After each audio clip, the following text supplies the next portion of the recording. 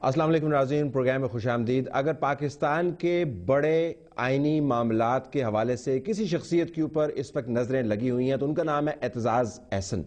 Already इनके 2 interviews चल चुके हैं, लेकिन बातें इतनी हैं कि हमने इनसे सवाल करने हैं। एजाज़ हमारे स्टूडियो में मौजूद हैं, मैं इनको बाकायदा खुशामदीद कहता हूँ। हम इस वक्त एक एड ब्रेक में जा रहे हैं ताकि इंटरव्यू का तसलसल नहीं टूटे, बीच में बहुत ज़्यादा एड्स आते हैं, तो एड्स हम पहले निकाल रहे हैं, उसके बाद एजाज साहब के साथ बात करेंगे शेर हासिल। स्टार्टिंग पॉइंट मेरा होगा कल के अहम दिन के हवाले से, जब prime minister of Pakistan contempt के केस के अंदर सुप्रीम कोर्ट के सामने पेश होंगे और एतजाज उनको रिप्रेजेंट कर रहे हैं। वो दिन कैसा होगा, इसके मुहर्रकात क्या हैं, ब्रेक के बाद।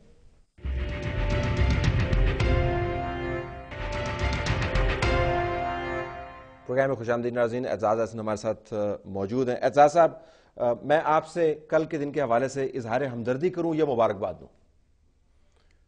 मेरे ख्याल है हमदर्दी करें तो बेहतर है। हमदर्दी, आपसे ऐसी क्या गलती हो गई कि आपसे हमदर्दी की जाए? नहीं, हमदर्दी इसलिए कि एक अदालत में एक अहम केस में मैं पेश होने जा रहा हूँ और 7 जजों के सामने बात करना कोई आसान तो नहीं। सारे वो पढ़े लिखे कानून के माहिर और ज़्यादा तजर्बाकार, क्योंकि एक जज ने 20 केस सुनने होते हैं दिन में, हमने एक केस की तैयारी करनी होती है वकील ने।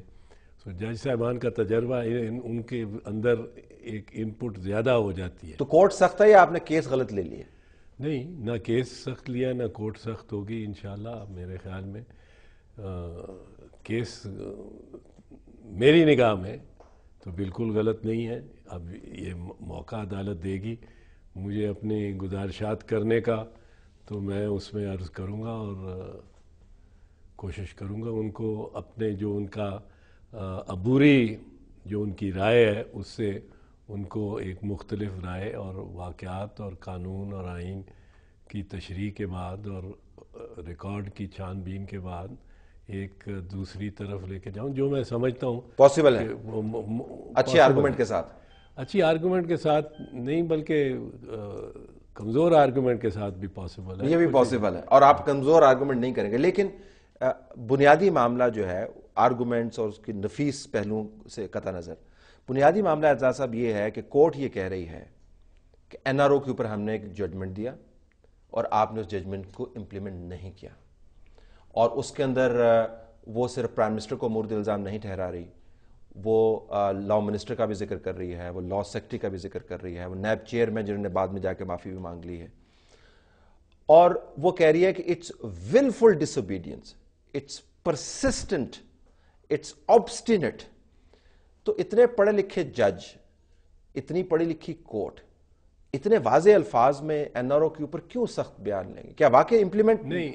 तो आपका कहना यह है कि कल हमें जाना ही नहीं चाहिए क्योंकि वो पहले से ही फैसला करके बैठ गए? मैं सिर्फ ये जानना चाह रहा हूं कि आपके ख्याल में एनआरओ इंप्लीमेंट हुआ है या नहीं हुआ? पहली तो बात यह है कि आपने जितने अल्फाज इस्तेमाल किए हैं बिल्कुल उनके 10 जनवरी के ऑर्डर से आसिफ सईद खोसा साहब, जस्टिस आसिफ सईद खोसा साहब की सरबराही में बेंच जी बिल्कुल, और गालिबन उन्होंने ही लिखाया, नाम उनके से मंसूब हो सकता है ये फैसला।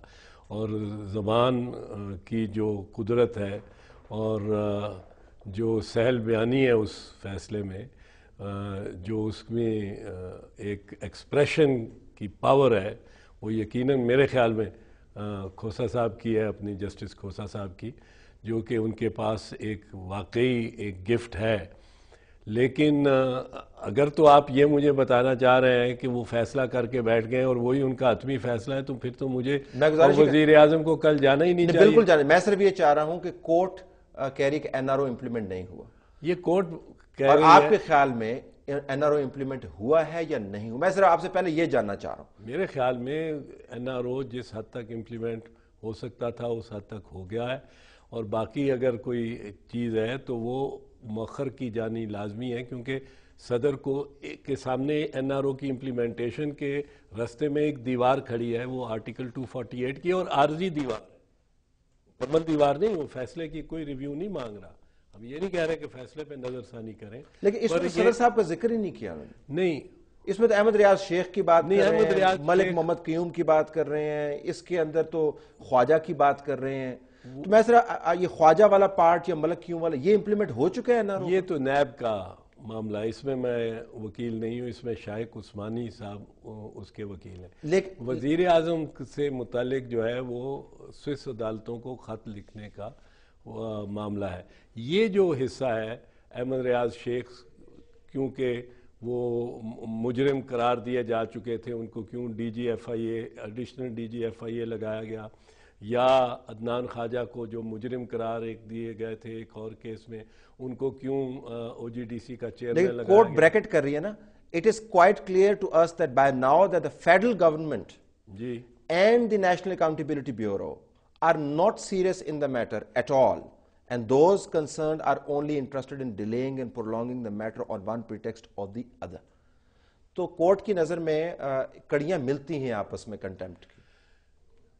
मिल नहीं सकती नहीं। कंटेम्प्ट एक पर्सनल मैटर है। कोई फेडरल गवर्नमेंट एक कॉरपोरेट एंटिटी है, नैब एक कॉरपोरेट एंटिटी है, एक कलेक्टिव एंटिटी है।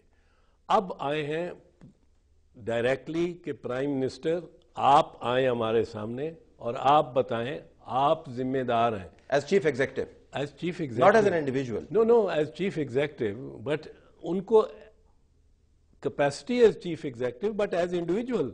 अगर सजा होती है, खुदा न खास्ता, पर अगर सजा होती है प्राइम मिनिस्टर को, यूसुफ रजा गिलानी को, तो जेल यूसुफ रजा गिलानी जाएगा, एज चीफ एग्जीक्यूटिव जाएगा।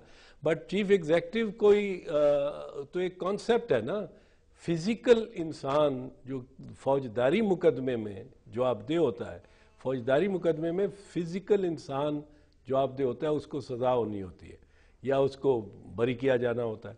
और सिविल और क्रिमिनल में, फौजदारी और दीवानी में एक ये भी फर्क है, क्योंकि आप एक कंपनी को सजा नहीं कर सकते एज सच, डायरेक्टर्स को देंगे ना, डायरेक्टर्स को देंगे। तो जो भी डायरेक्टर होगा, हाँ वो मैं मान रहा हूँ आपकी बात, पर मेरे कहने का मतलब ये है कि अभी तक तो फेडरल गवर्नमेंट पार्टी थी ना, ठीक।